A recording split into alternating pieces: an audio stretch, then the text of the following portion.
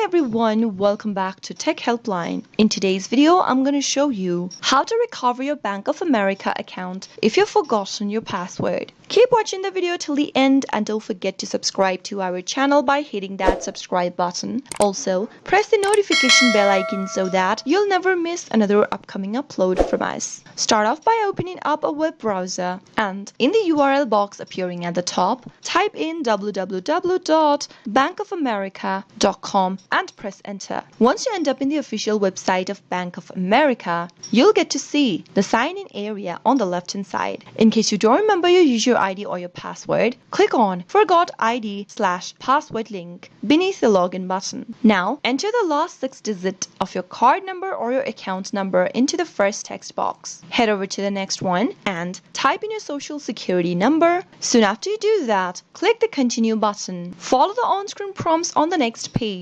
and you'll get to choose whether you're trying to recover your user ID or your password. If you follow the instructions well, you'll be able to recover your account right away. That was how you can easily do it. I hope the tutorial was helpful to you. If it was in any way, go ahead and give us a thumbs up. I'll be back soon with more videos like this. Thanks for watching.